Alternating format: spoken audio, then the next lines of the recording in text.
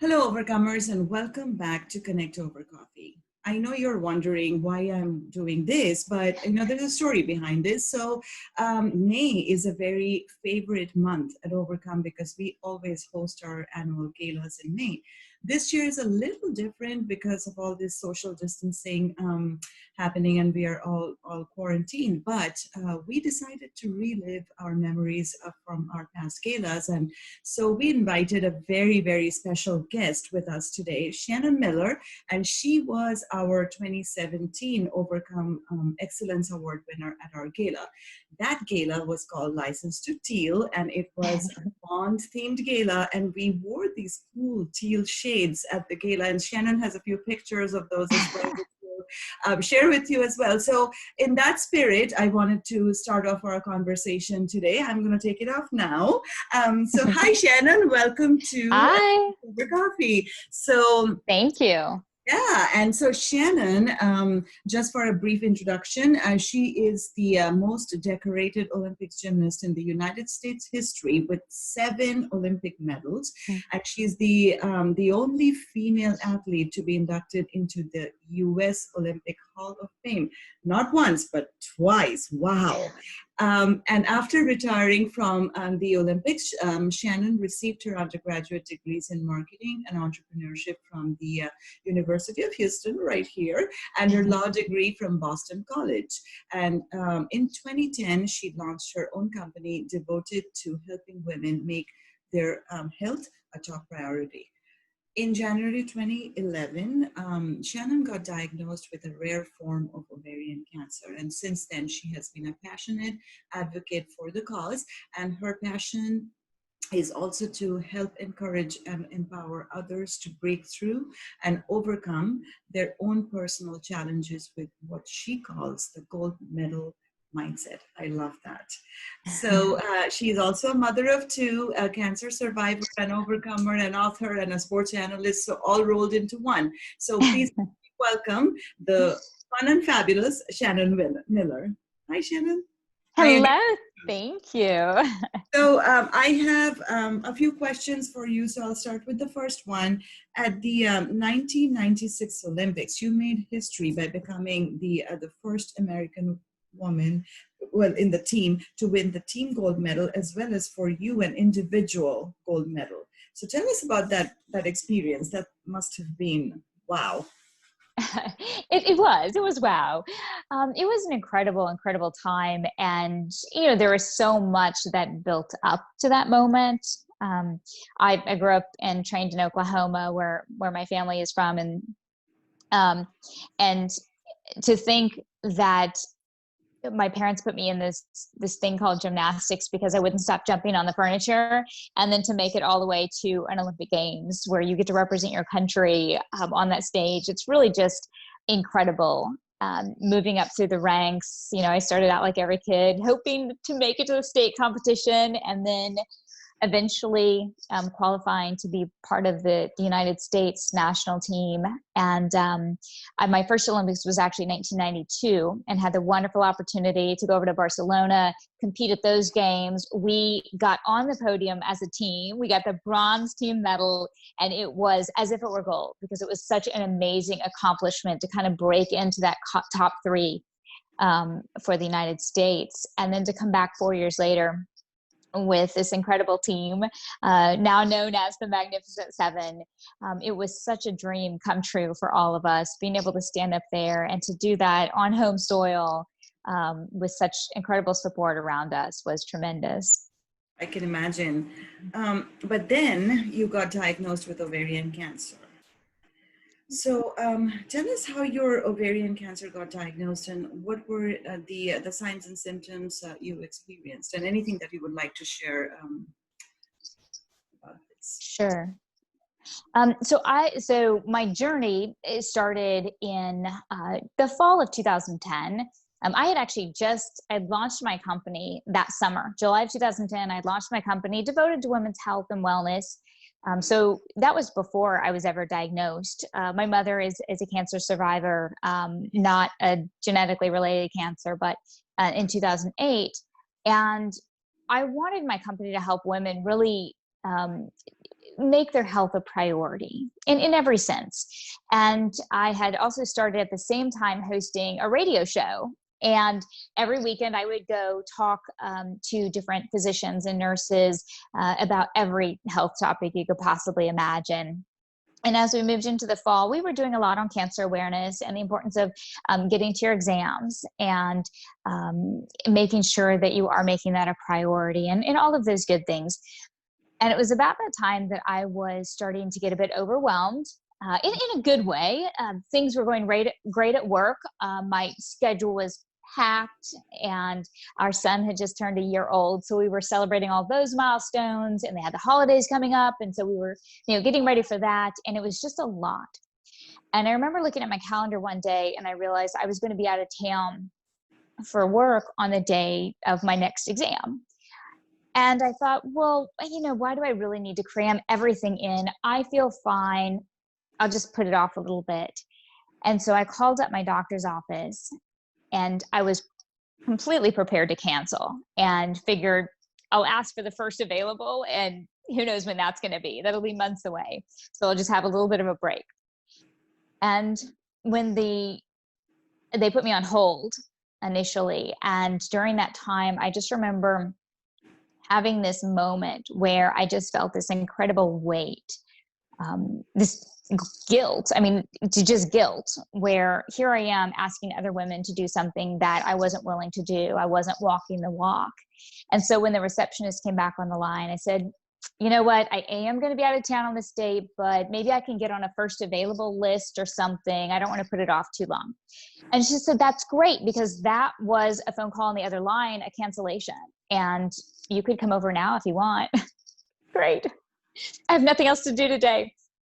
But I did. That morning I drove over there, not even really considering my health. And I certainly never thought about cancer. Just never even went through my mind. And that morning was when they found a baseball-sized cyst on my left ovary. And that kind of sent me into this whirlwind of tests and scans. And my doctor was fabulous. He consulted almost immediately with a gynecologic oncologist, which that likely saved my life. By early January, I was being scheduled for surgery. After I sat with the oncologist, he said, this is not going away on its own, scheduled me for surgery. And I woke up to the news that it was ovarian cancer. So for me, it wasn't something where I knew that it was cancer going into surgery. I kind of did that backward, which I don't know. There's kind of pros and cons to that. But when I woke up, the prognosis seemed to be good. They caught it early, which we all know doesn't happen often enough with ovarian cancer. And a couple weeks later, I found out it was a higher grade malignancy than they thought, and I would need to go through a pretty aggressive chemotherapy regimen. So I went through BEP.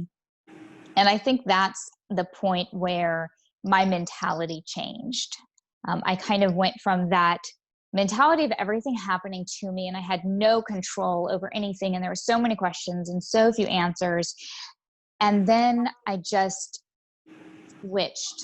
And I think I just reverted back to that competitive mentality I had known through sport. Okay, we know what we're dealing with now. We can create a plan of action. It's not going to be easy, but what's easy? Nothing's easy. So let's attack it. I'm gonna get chemo. Hey, I'm an Olympic gold medalist. I can do this. And you give yourself all these pep talks. And then chemo was really a lot tougher than I ever imagined. I always say chemo hits back. Like the balance beam, you fall off, but it doesn't knock you off. So chemo was tough, and it's been a lot. I think every woman out there, every person that has gone through this, whether you've gone through it as a survivor or as a caregiver, you understand how difficult the journey can be. And so I know that you mentioned your mom, and also the fact that it seemed like you didn't have any classic symptoms of ovarian cancer. It was just a routine test right?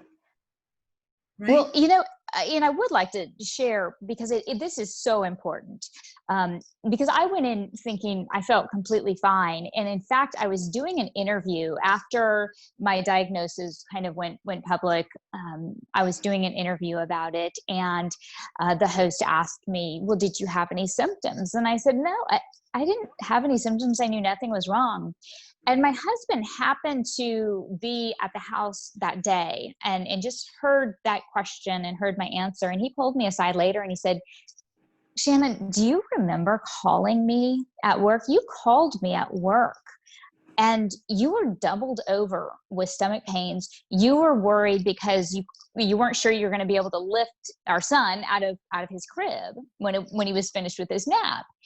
And I had completely forgot, because I think we just deal with pain. We deal with the stuff that comes up, and we often put our health to the back burner. And as soon as it's over, it's kind of, okay, well, we're on to the next thing.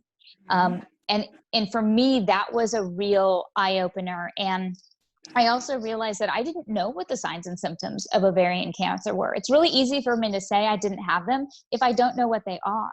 And so looking back, I did.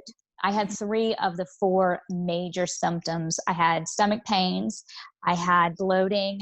I remember going to a very important business meeting, and I, of course, got my best suit, my favorite suit, my lucky suit to put on. And I remember realizing that I had lost 6 pounds in about a month's span, but, I thought, oh, I'm losing baby weight.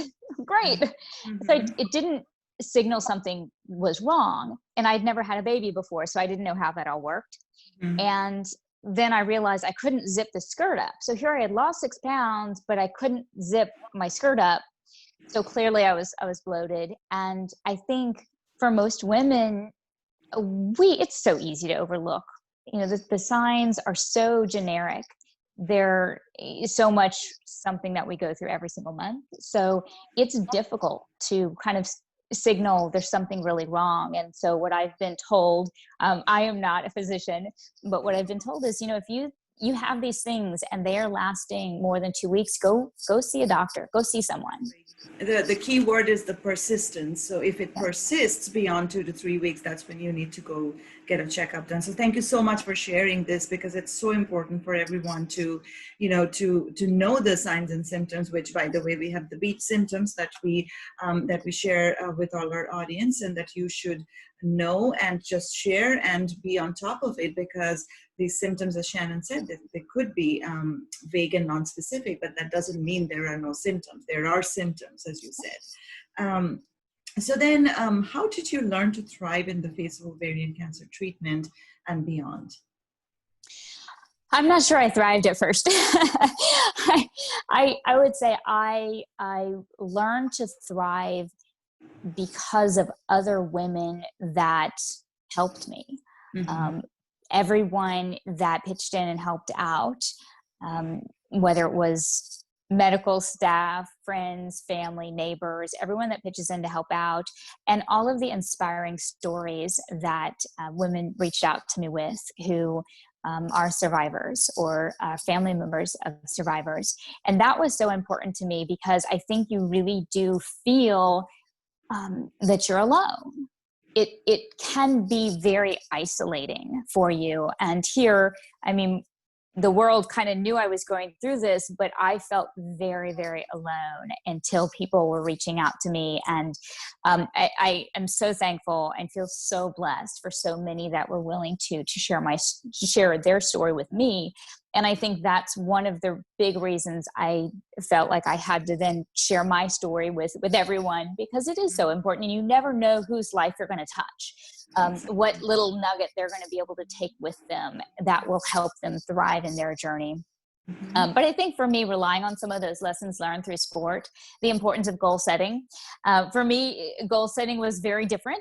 It was not about a big skill or a gold medal. It was about walking twice around my dining room table. That was most days. That was my big goal. If I can get dressed and I can walk 2 times around our dining room table, which is not large, that was a good day for me. And I could kind of check the box. Teamwork is so essential. And I think it's not only important to realize that you still have this incredible team around you. Like I said, medical, but also friends, family, neighbors, coworkers, but also understanding that I was part of that team. And so I needed to step up and really make sure I was contributing each step of the way. And I think when we kind of feel like others are depending on us, I feel like that's where we thrive oftentimes, especially as women, because we are always there for everybody else. and yet somehow we're not there for ourselves. And so if we can start thinking of it as a team, then it's a little bit easier to make our health a priority and really step up in a way that does help us and not feel guilty about it. I think other things are positive attitude. And of course, my faith was and is always first and foremost. So that was a huge, huge thing for me, is just keeping the mentality and keeping my faith going, and knowing that the rough day was not the only day. And just kind of the understanding that if I get this day, then I'm going to make the most of it. And they're not all going to be great, and they're not all going to be cheery. And I don't believe a positive attitude is about smiling and kind of pasting that smile on your face and acting like you're doing well.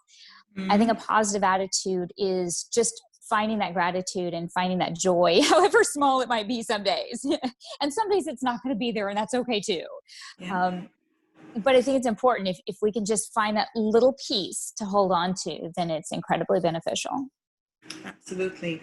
And you have been, as a patient and a survivor, you have been extremely passionate about early detection and screening for, ovarian cancer patients and family members. And how do you think we can push forward on awareness and just make this more of a, the one thing that I do struggle with is, now there are many organizations that are coming forward to do their great work on ovarian cancer and worldwide awareness. But as you would, I think, agree that it's still, we have a long way to go. So in terms of how we might push forward, what would you share with us on that? I think there's never anything too small that we can do.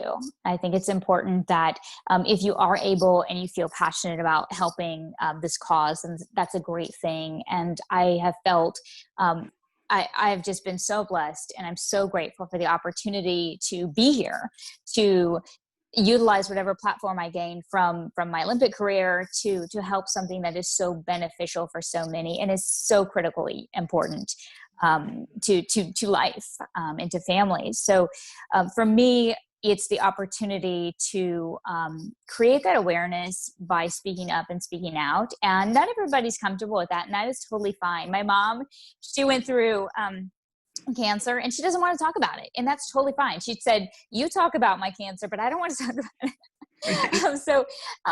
And that's fine. I think, but if you are in a position where you feel comfortable talking about it, then let's create that awareness. Let's let people know what the signs and symptoms are. I know I have a certain skill set. I am not going to find a cure for cancer. I would love to, but I don't have that skill set.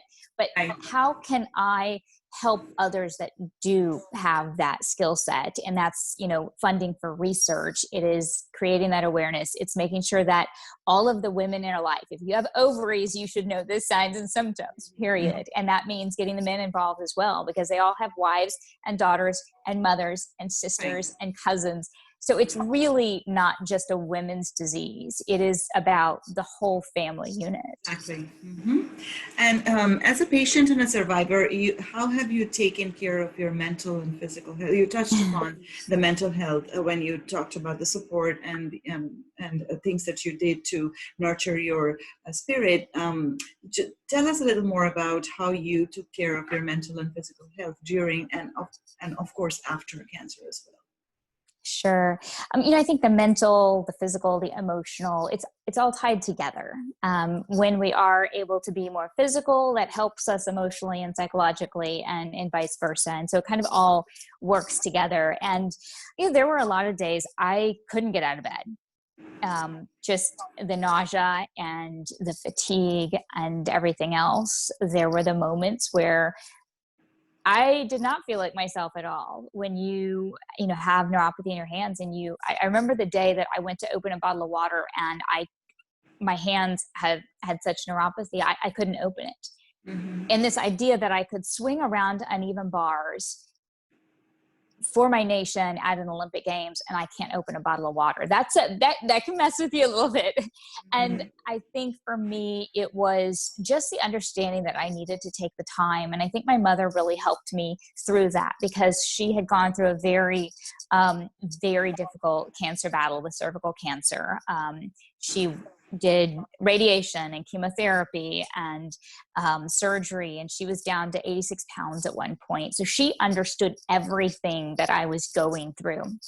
And so when she told me, look, you just need to take some time. You don't have to get worked up and you don't have to push yourself. Don't drive yourself crazy with trying to create these big goals. Just take it one day at a time. Do the best you can. And it's so funny because it's what she would say in gymnastics as well. Take it one day at a time, do your best that day. And if it's not a great day, then do your best tomorrow and just take it one day at a time and don't try to set yourself up for failure. Don't assume you're going to feel 100% 3 months after chemo or even 6 months. Maybe it's a year, but just understand that you're in the process. And I think once I kind of got my mind around the idea that I was on a journey, there was no finish line per se. It was just the journey. And I could kind of equate that to my Olympic journey. I mean, that one gold medal moment lasted like a minute. The journey lasted a lot longer. And I'm thankful for that journey because I learned so many lessons. And I think that's the same thing with my cancer journey is I had good days, I had bad days, but I learned a lot of lessons. And I think I came out stronger for it.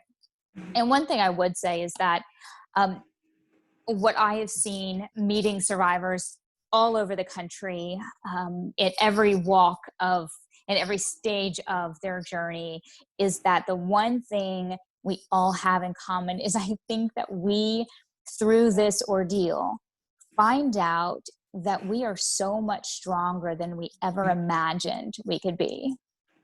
Absolutely. 100%.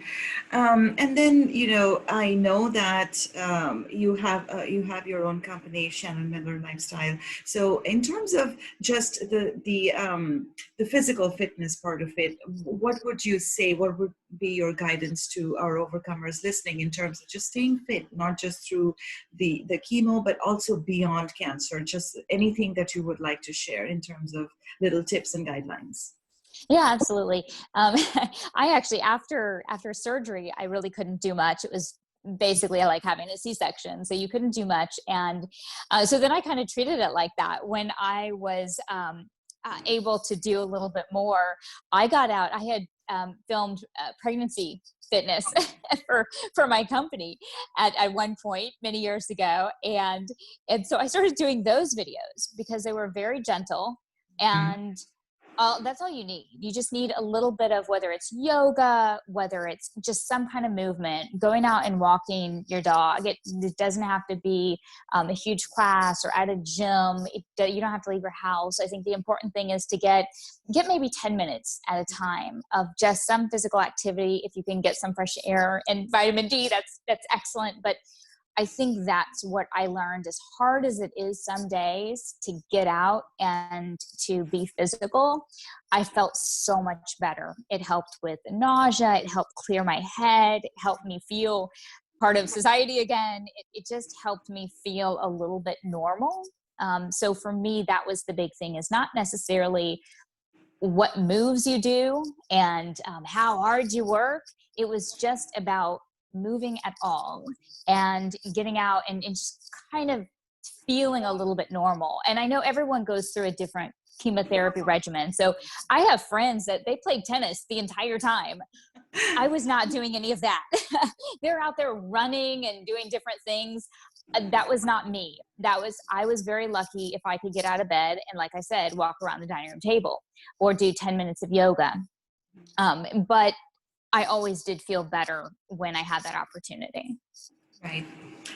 And my last question to you, Shannon, what message would you give to all our overcomers listening, and how we should keep on chasing our dreams and overcoming?